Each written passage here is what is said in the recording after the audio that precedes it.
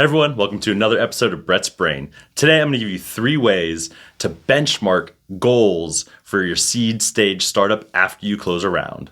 Hey, I'm Brett Burrell, former entrepreneur, current venture capitalist. Thanks so much for checking out the channel. Make sure you like, subscribe, and share. Remember, our goal here is to help founders succeed and build big companies. So if you have any questions that we can help you with, please don't hesitate to ask. Happy to get to them. We've been adding a lot of content from founders that have reached out to us recently. So would love to hear your thoughts. All right, so you've raised a round of capital. You need to hit some new goals. How in the world do you put those metrics or benchmarks together? Well, here's 3 ways you should be thinking about it, and 3 strategies that you can take to get to what the right benchmarks are for your company.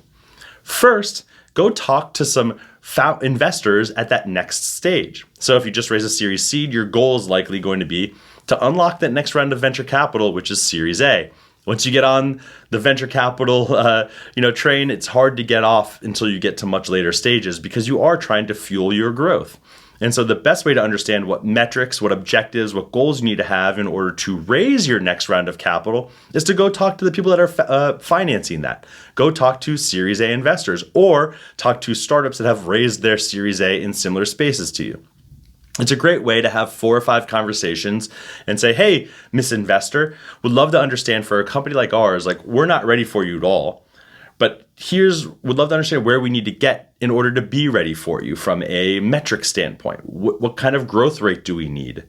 What kind of top line revenue do we need? Where does our product need to be? And those are the 3 buckets that I'd really focus in on when I'm thinking about benchmarking metrics for next round of capital. I'd think about growth rates, top line revenue, and product. Where do those 3 things need to be? And you can get a real great sense by only having a handful of conversations. It doesn't need to be a ton. 4 or 5 funds that are really well aligned with your vertical or your startup. 2 keys to doing this.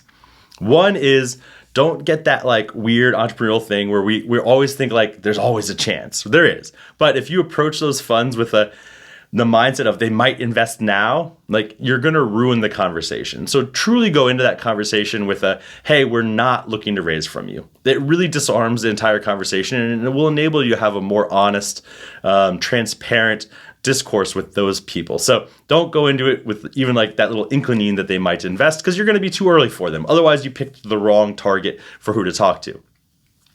Second really good piece of advice when you're doing this is understand that there's going to be ranges that you see. And so your goal is to collect a few data points to see where in the plot and how far do you need to get. I'd also say that you should actually have this conversation before you raise your seed round. Because it's a really powerful tool when you go to raise your seed round and say, I've already talked to 4 or 5 funds at the next stage, and this is where we need to get. And that's why we're raising this amount of money, is because it gets us there easily. And so do it before you actually close your seed round, and you'll have a leg up on other founders. Okay, second tip of how to get some information about benchmarks and where you need to get from your seed for your seed stage startup is to go talk to other founders. So I mentioned this a little bit in the first segment, but other founders in your vertical, in your space, what are they getting to unlock a Series A? Do a quick bit of research, understand what companies that are in or around you, not competitive because they're not going to give you the information, but what companies in or around your space have gone out and successfully raised a Series A recently. Try and get connected with those founders and ask them, hey, where were you when you raised your next round? Again, same 3 buckets: growth rate, top line revenue, and product. Really important that you focus in on those 3 because just one of those isn't going to get a round done for you. A great way to reach these founders is, if you've raised a seed round, ask that seed fund who in their portfolio has successfully gone to raise a Series A and have some conversations with those founders. Really easy if you don't have the network yourself. Now, if you do have the network, I'd ping some of those people as well. It's a great way to establish relationships with some entrepreneurs that are a stage or 2 ahead of you. And those relationships can prove invaluable beyond just some benchmarking metrics and data. You could also go find some publicly available data that founders will put out there through PitchBook or other resources that do compile data. So do some research there from founders, and I'll include that in that bucket. But that's the second great way to think about what benchmarks you should set. And the third is a bit different. The third is that something that's on you, which is create a great pro forma.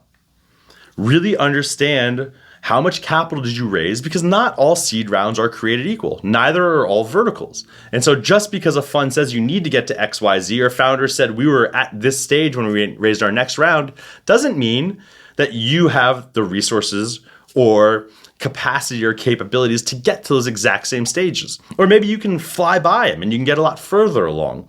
But put a great pro forma together that's realistic, that's tied into reality and intellectual honesty with yourself about where you can actually get. What are the benchmarks that if we push really hard, we think we can hit and reach? Because there's the, hey, this is where we want to be, because that's like what everybody says. But then there's also reality of, okay, if it's unrealistic to hit those benchmarks, striving for them is just going to create everything to work poorly. If you create unrealistic or set unrealistic goals for your team or for yourself, you're going to actually demotivate people because it's going to feel impossible to hit them. So put a great pro forma together and be realistic with yourself around what do we actually think we can do. We've talked a lot in our videos about, assumption-driven financial models and pro formas, and that's the way you should do it. With the resources we have, here's the assumptions that we can make that are stretch goals, but not impossible goals, and where can we actually get? And that's going to be a great tool for you when you're planning what metrics and objectives you should hit for your seed stage startup. Hopefully this helped. I'm Brett. Make sure you like, subscribe, share, do all those things. We'll see you in the next video.